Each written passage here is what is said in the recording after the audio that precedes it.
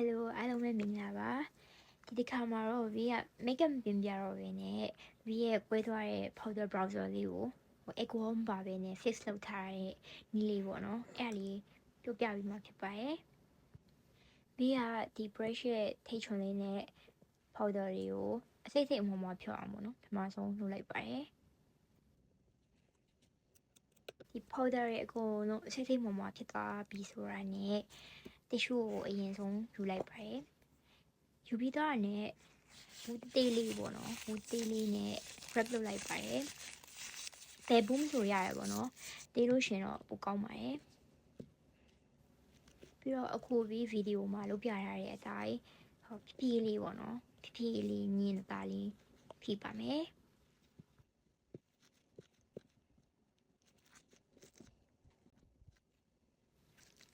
ထိရှိရှိနဲ့ဖြည်းဖြည်းလေးဖြည့်နေရင်လည်းအခုဆိုလို့ရှင်ရအောင်မယ်ပေါ့နော်ဘယ်ပေါက်တော့မဆိုအဆင်ပြေမပြီးတော့ဝေးလည်းကြောက်တော့ဘောနော်ဒါမဲ့ဒီအခုလက်ရှိမှာတော့ဒီ Too Faced ကပေါက်တော့အခုဒီနီလန်းနဲ့လောက်တော့အထီတော့အဆင်ပြေရပေါ့နော် tissue နောက်တိတ်ရွက်ထည့်လဲပြီးတော့အခုဒီမိုးပုံစံခွက်အတိုင်းပေါ့နော်အဲ့ဒါလေးဖြည်းဖြည်းလေးဖြည့်ပြီးတော့ shape လုပ်ပါမယ်အခုဆိုလို့ရှင်ပြန်သုံးလို့ရတဲ့အခြေအနေရောက်နေပြီပေါ့နော်ဒီနောက်မှာပေးနေတဲ့ဒီ powder လေးအဲ့ဒါလေးအပူထွက်နေတဲ့ဟာလေးပေါ့နော် action လုပ်ဖို့အတွက်micellar water လေးကိုသုံးပါမယ်ဒီနေရာမှာခုနကပြောရတဲ့ဘူးတေးသေးလေးသုံးတာဆိုရင်တော်တော်အဆင်ပြေပါတယ်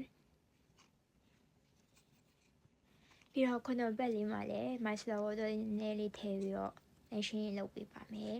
လိုအပ်ရင်လိုအပ်လို့ Q-tip လေးကိုလည်းနည်းနည်းလေး micellar water လေးနဲ့နည်းနည်းလေးထပ်တုပ်ပြီးတော့ထပ်ပြီးတော့အနားတက်လေးတန်ရှင်းလုပ်ပါမယ် Too Faced ရဲ့ဒီဘူးခွန်ကဒီဂျားလေးတွေထဲမှာ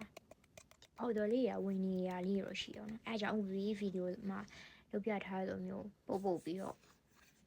ဒီပုံနေတဲ့အမုံလေးတွေအဲ့ဒါလေးကိုထုတ်လိုက်ပါမယ်ဘူးရဲ့အပြင်ဘက်တွေကိုလည်းတန်ရှင်းလုပ်ဖို့မမေ့နဲ့အောင်နော်ကဲအခုဆိုလို့ရှိရင်တော့ဗီရဲ့ Too Faced powder browser လေးငကိုတိုင်းပြန်ဖြစ်သွားပါပြီအခုငကိုတိုင်းပြန်ပြီးတော့ဆင်ပြေမပြေ swatch တူတူလုပ်ကြည့်ကြမယ်နော်ဒီတော့အဆင်ပြေပါရဲ့ငကိုတိုင်းပြန်ဖြစ်သွားပါပြီခု brush လေးနဲ့ထပ်ပြီးတော့ဆန်းကြည့်ကြမယ်နော်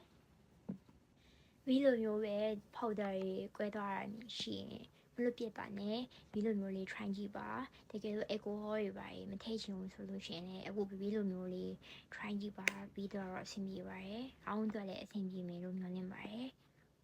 နောက်ဗီဒီယိုတွေမှာပြန်ဆုံတွေ့ချင်တယ်ဆိုရင်တော့ like and follow မင်းနေအောင်နော်တတာ